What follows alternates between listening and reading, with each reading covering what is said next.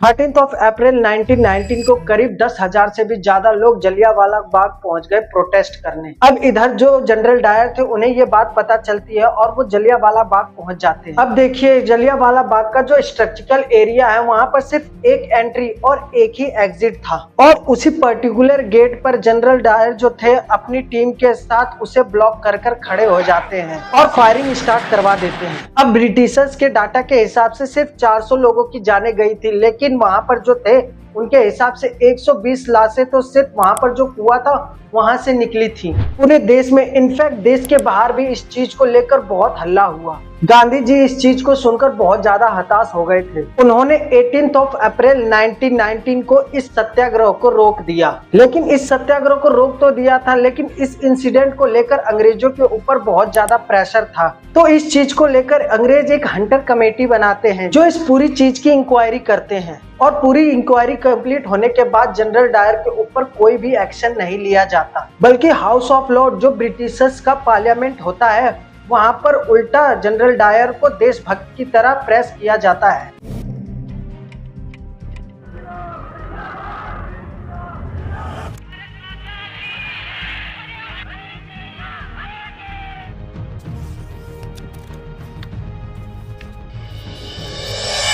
नमस्कार दोस्तों, जरा सोचिए आप एक मेले में गए हैं, चारों तरफ खुशियां ही खुशियां हैं, ढोल बज रहे हैं, बच्चे हंस रहे हैं, खेल रहे हैं और कुछ ही मिनटों में वही जगह खून, चीख और गोलियों की आवाज और लाशों से भर जाती है। ऐसा ही हादसा आज से 100 साल पहले 13 अप्रैल 1919 को जलियांवाला बाग अमृतसर में हुआ था। भारतीय इतिहास का वो दिन जब ब्रिटिश सरकार ने इंसानियत को गोलियों से छन्नी कर दिया। लेकिन सवाल ये है कि आखिर क्या हुआ था उस दिन जिसके कारण एक ब्रिटिश ऑफिसर ने भारतीय जनता के ऊपर गोलियां चलवाने का हुक्म दे दिया, और क्या हुआ उसके बाद ऐसा जिसने पूरे भारत को बदल के रख दिया।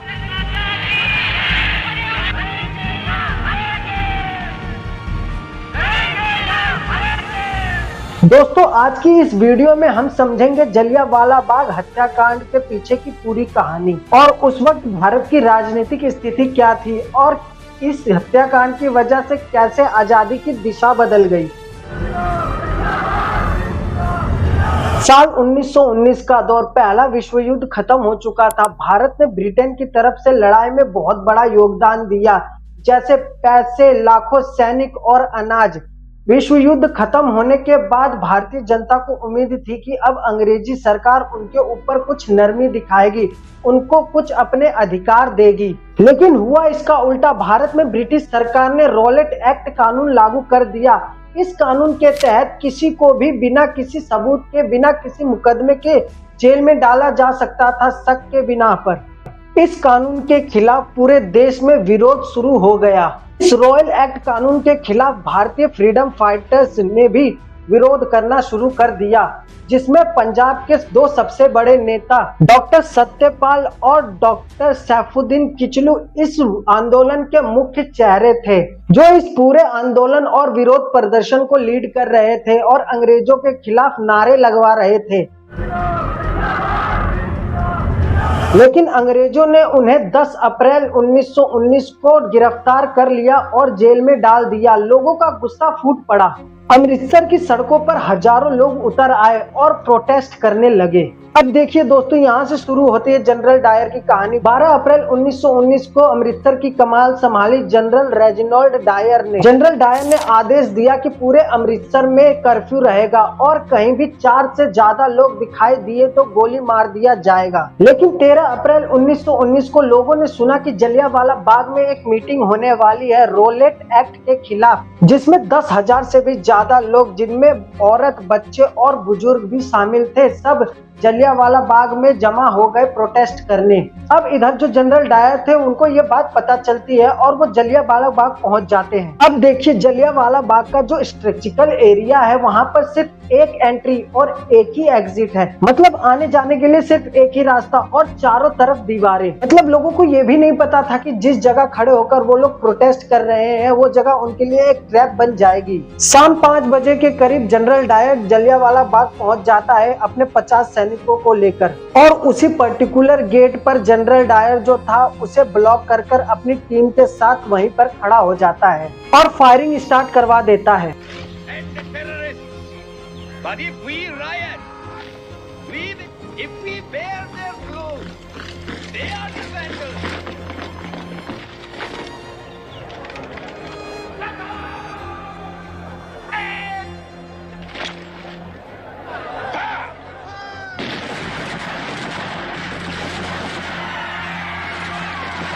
लोगों को कुछ सोचने और समझने का मौका भी नहीं मिला कि आखिर हुआ क्या है। चारों तरफ गोलियां चल रही थी, लोग चीख रहे थे, चिल्ला रहे थे, बच्चे अपनी माओ को ढूंढ रहे थे, कुछ लोग तो अपनी जान बचाने के लिए वहां पर जो कुआं था उसमें कूद गए। लगभग 10 मिनट से भी ज्यादा देर तक गोलियां चलती रहीं जब तक जनरल डायर के सिपाहियों के पास गोलियां खत्म नहीं हो गई। अब ब्रिटिशर्स के डाटा के हिसाब से सिर्फ 400 लोगों की जानें गई थी, लेकिन भारतीय नेताओं और क्रांतिकारियों के हिसाब से 120 लाशें तो सिर्फ वहां पर जो कुआं था उसमें से निकली थी। पूरे देश में, इनफैक्ट देश के बाहर भी इस हत्याकांड को लेकर बहुत ज्यादा बातचीत हुई और विरोध प्रदर्शन हुआ। इस हत्याकांड के बाद भारत का माहौल पूरी तरह बदल गया। गांधी जी ने जब इस हत्याकांड के बारे में सुना तो वो बहुत ज्यादा हताश हो गए थे। उन्होंने 18 अप्रैल 1919 को इस सत्याग्रह को रोक दिया और पहली बार गांधी जी ने अंग्रेजों के साथ किसी भी तरह के सहयोग को समाप्त करने की बात कही।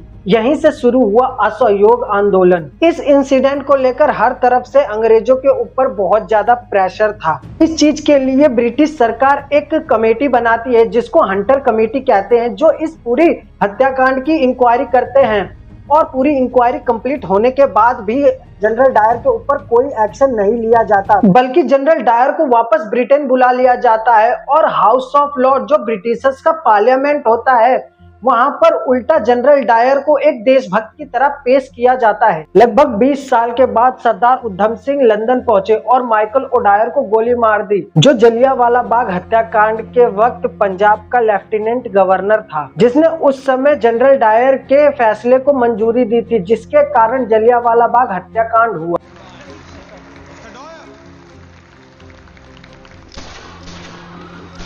सरदार उधम सिंह को फौरन गिरफ्तार कर लिया गया। सरदार उधम सिंह ने अदालत में कहा कि मैंने अपने देश के लिए न्याय किया है और वो हंसते हुए फांसी चढ़ गए। आज जब भी आप जलियांवाला बाग जाते हो तो दीवारों पर गोलियों के निशान दिखते हैं। वो कुआं, वो पत्थर, वो हर चीज आपको याद दिलाती है कि आजादी यूं ही नहीं मिली। जलियांवाला बाग की कहानी सिर्फ एक दुखद घटना नहीं, बल्कि आपको ये याद दिलाती है कि कैसे देश के लिए लोगों ने अपनी जान दे दी। भगत सिंह, चंद्रशेखर आजाद, सुभाष चंद्र बोस, सरदार उधम सिंह, महात्मा गांधी और कई क्रांतिकारी वीरों ने देश के लिए अपनी जान न्यौछावर कर दी। अगर आपको ये लगता है कि आजादी बहुत आसानी से मिल गई है तो एक बार जलियांवाला बाग जाकर उस हवा को महसूस कीजिए। आपको समझ आएगा कि आज जो हम आजादी से इधर उधर घूम रहे हैं वो कितने लोगों के बलिदान और लहू से आई है। अगर आपको हमारी ये वीडियो पसंद आई हो तो लाइक करें, शेयर करें और चैनल को सब्सक्राइब जरूर करना। और जलियांवाला बाग की ये कहानी आपको कैसी लगी हो कमेंट में जरूर बताना। तब तक के लिए जय हिंद।